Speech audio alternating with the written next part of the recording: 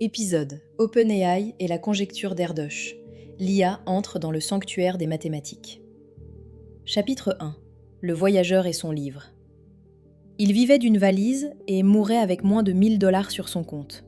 Ce qui lui appartenait vraiment, c'était les questions. Paul Erdos sonnait à votre porte à 4 heures du matin. Il disait « My brain is open » et il entrait. Pendant un demi-siècle, cette scène s'est répétée dans des dizaines de maisons à travers le monde. Princeton, Budapest, Tel Aviv, Montréal. Erdos vivait nulle part et partout, dormait chez des collègues quelques jours avant de repartir avec sa valise vers la prochaine équation ouverte. Il n'avait ni appartement ni voiture, aucun compte en banque au sens ordinaire. Ce qu'il possédait tenait dans ce bagage, quelques vêtements et une liste de questions sans réponse. Il a signé plus de 1500 articles, plus que tout autre mathématicien de l'histoire. Mais ce qui le rendait inégalé n'était pas le volume de ses solutions, c'était le volume de ses problèmes. Il en avait formulé plus d'1 millier qui résistaient à tous les esprits de son époque, et pour les plus difficiles, il reconnaissait honnêtement l'échec. D'une façon qui lui était propre, il le signifiait avec de l'argent. 25 $ pour les questions accessibles, parfois 10 000 pour les plus profondes. Ces prix n'étaient pas symboliques. Erdos les payait réellement, de sa propre poche, avec ses honoraires de conférence. Après sa mort en 1996, son ami Ron Graham a tenu un petit fonds pour honorer ses dettes mathématiques. Les prix sont encore ouverts aujourd'hui, gérés par le site Erdos Problems. 1103 questions posées au total, 492 résolues à ce jour. Le compte reste ouvert. Mais la partie la plus singulière d'Erdos n'est ni dans les prix ni dans les articles. Elle est dans quelque chose qu'il ne pouvait pas donner et ne cherchait pas à vendre. Il croyait que Dieu, qu'il appelait l'architecte suprême, en dépit d'un athéisme déclaré, tenait un livre. Pas un livre imprimé, pas un recueil humain, mais le livre. Celui où chaque théorème mathématique existe à côté de sa preuve parfaite, courte, belle, inévitable. Vous n'avez pas besoin de croire en Dieu, disait-il, mais vous devriez croire au livre. Une preuve du livre n'est pas seulement correcte, elle illumine. Elle ne vous dit pas seulement que c'est vrai, elle vous montre pourquoi ça ne pouvait être autrement. C'est cette exigence-là, cette esthétique sévère, qu'Erdos portait dans chacune de ses questions. En 1946, depuis un bureau à Budapest, il en formula une qui allait tenir en échec toute la géométrie combinatoire pendant 80 ans. Chapitre 2. La question des distances. 79 ans d'impasse. Un problème assez clair pour un lycéen, assez dur pour qu'une génération entière de géomètres ne le ferme pas. Imaginez que vous plantez des points sur une feuille de papier. Combien de paires pouvez-vous faire tenir à exactement 1 cm les unes des autres si vous disposez de n points au total? La réponse intuitive est la grille carrée. Vous organisez vos points comme sur un échiquier, chaque point a 4 voisins immédiats à distance 1 et vous maximisez par la régularité. Pour n points disposés ainsi, le nombre de paires à distance 1 croît un peu plus vite que la racine de n, environ n exposant 1,5. Propre, régulier, et pendant 80 ans, la plupart des géomètres ont supposé qu'on ne pouvait pas faire mieux. Erdos n'en était pas sûr. Sa conjecture était prudente. Il pensait que la grille était essentiellement optimale, mais dans les termes exacts du problème, personne ne l'avait prouvé. D'un côté, les meilleures constructions connues dépassaient légèrement la grille. De l'autre, on savait que le maximum théorique ne pouvait pas dépasser n exposant 4 tiers. Entre ces deux bornes, un gouffre d'une génération de travail sans pont. Noga Alon, Joel Spencer, János Pák, des noms qui dominent la géométrie combinatoire depuis 30 ans, ont tous travaillé sur ce problème. Chaque amélioration marginale coûtait des années de concentration. Le problème résistait non pas parce qu'il était mal posé, mais parce que les outils qu'on lui apportait naturellement, la géométrie euclidienne, la combinatoire, atteignaient leur propre plafond. L'équipement disponible ne convenait pas. Ce que personne n'avait tenté de faire, c'est quitter la géométrie entièrement, traverser la frontière vers un territoire qui n'avait, à première vue, aucun rapport avec des points sur un plan. Chapitre 3. Le saut de 125 pages. Le 20 mai 2026, OpenAI publie quelque chose d'inhabituel. Ni un modèle, ni un benchmark, une preuve. Le modèle qu'OpenAI a mobilisé n'était pas un système conçu pour les mathématiques de recherche. Selon l'annonce officielle du 20 mai 2026, c'est un modèle de raisonnement généraliste, le type qu'on peut tourner sur n'importe quelle question ouverte, sans préparation spécifique à la géométrie ni à la théorie des nombres. Et ce modèle, confronté à la conjecture d'Erdos, a fait quelque chose qu'un demi-siècle de géomètres n'avait pas fait. Il est allé chercher du côté de la théorie de Golod-Chafarevitch. Yevgeny Golod et Igor Shafarevitch, c'est 1964. Un théorème de théorie algébrique des nombres, territoire de mathématiques qui s'occupe de structures abstraites construites sur des extensions de corps numériques. La question qu'il résolvait n'avait aucun rapport visible avec des distances dans un plan. Il prouvait que certaines tours de corps de classe pouvaient être infinies, des empilements d'extensions algébriques qui continuent indéfiniment, chaque étage plus riche que le précédent, sans jamais s'arrêter.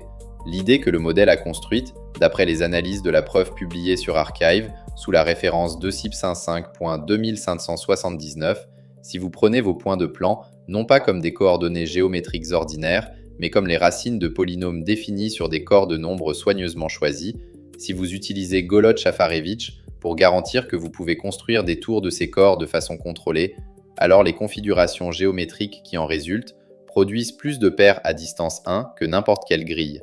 Ce pont-là attendait dans la théorie des nombres depuis 1964, à quelques rayons de bibliothèque de la géométrie combinatoire. Aucun géomètre ne l'avait traversé. La preuve résultante fait 125 pages.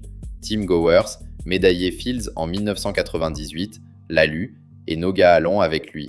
Ils ont signé, le résultat est correct. Dans les 48 heures suivant la mise en ligne, Will Sawin, à Princeton, a précisé le résultat. On peut atteindre n exposant 1,014 paires à distance 1. Ce n'est pas un écart énorme, mais c'est le premier gap positif jamais démontré au-dessus de la grille après 8 décennies. Pour calibrer ce que ce saut représente, une comparaison, Andrew Wiles a prouvé le dernier théorème de Fermat en 1994 en connectant un problème de théorie des nombres à la géométrie algébrique via les courbes elliptiques. Un pont, lui aussi, traversant deux domaines distincts. Wiles a passé 7 ans dessus, en secret, dans son grenier à Oxford. Le modèle n'a pas travaillé 7 ans. Il n'était pas entraîné pour la géométrie des distances. Chapitre 4. Le procès des 4 couleurs. En 1976, une autre preuve assistée par machine avait déchiré la communauté mathématique pendant 20 ans. Ce qui s'est passé alors ressemble à aujourd'hui et diffère sur un point qui change tout. Le 26 septembre 1976, Kenneth Apple et Wolfgang Haken ont annoncé la preuve du théorème des 4 couleurs. Toute carte géographique peut être coloriée avec 4 couleurs au plus sans que 2 régions adjacentes aient la même teinte. Le problème attendait depuis 124 ans. Leur méthode était inédite. Un programme IBM 370 avait vérifié 1936 configurations, cas par cas, pendant des centaines d'heures de calcul. Aucun humain ne pouvait relire cette vérification dans une vie entière. On pouvait seulement faire confiance au fait que le programme avait correctement tourné. La réaction de la communauté n'a pas été enthousiaste. Des mathématiciens de premier plan ont refusé d'admettre que c'était une vraie preuve. Le grief n'était pas sur l'exactitude, le résultat était correct, mais sur ce qu'une preuve est censée faire. Vous la lisez et vous voyez pourquoi le théorème est vrai, vous ne vérifiez pas seulement qu'il est vrai. L'IBM 370 avait fourni la vérification sans fournir l'illumination. Ce manque-là a occupé la discipline pendant 20 ans. Georges Gontier a finalement produit une vérification formelle entièrement différente en 2005, construite dans le langage de preuve Coq, un argument que la machine elle-même pouvait certifier de l'intérieur. C'est seulement à ce moment que les dernières réserves ont disparu. La preuve OpenAI Erdos hérite de cette histoire mais s'en distingue sur un point précis. L'IBM 370 vérifiait des cas. On ne pouvait pas le suivre, seulement lui faire confiance. La preuve de 125 pages, elle, se lit. Tim Gowers l'a traversée. Les étapes ont une logique qu'un mathématicien peut suivre, même si la direction de départ ne lui serait jamais venue. Ce n'est pas une vérification aveugle, c'est un argument, long, abstrait, emprunté à un domaine parallèle, mais humainement lisible. La question que le théorème des 4 couleurs avait posée, une preuve non relisable est-elle une vraie preuve, ne se pose pas ici. La question qu'il laisse en héritage, en revanche, est plus profonde. Que valent les mathématiques quand la direction qui mène à la vérité ne vous appartient plus ? Chapitre 5. La preuve correcte et la preuve belle. Erdos voulait les preuves belles. La machine produit les preuves correctes. Ce ne sont pas la même chose. Et cette différence va redéfinir qui fait quoi en mathématiques. En 1994, 2 ans avant sa mort, Erdos a participé à un projet lancé par ses amis Martin Eigner et Günther Ziegler à l'Institut de recherche d'Oberwolfach en Allemagne. Il voulait matérialiser le livre, pas le vrai, celui-là n'existe que dans l'imaginaire, mais une approximation terrestre, une collection des preuves les plus élégantes que l'humanité avait trouvées. Erdos a contribué des suggestions, des discussions. Il est mort en 1996 avant de voir le résultat. Proofs from the Book d'Egner et Ziegler a été publié en 1998 avec une dédicace à sa mémoire. Le livre a traversé 5 éditions, été traduit en 13 langues, reçu le prix Steele de l'American Mathematical Society en 2018. Erdős est devenu le destinataire d'un hommage qu'il n'a pas pu lire autour d'une idée qu'il avait lui-même inventée. La conjecture des distances unités ne figurait pas dans le livre d'Egner et Ziegler, elle était ouverte. Maintenant qu'elle est résolue, la preuve qui existe n'y entrera pas non plus. 125 pages d'algèbre de corps abstraits, exacts, vérifiés, durables. Ce n'est ni court ni immédiat, rien de l'inévitabilité que réclamait Erdős ne transparaît dans ces pages. Ce que ça révèle est plus conséquent que le résultat lui-même. Les mathématiques ont une culture qui mêle 2 actes, poser les questions et les résoudre.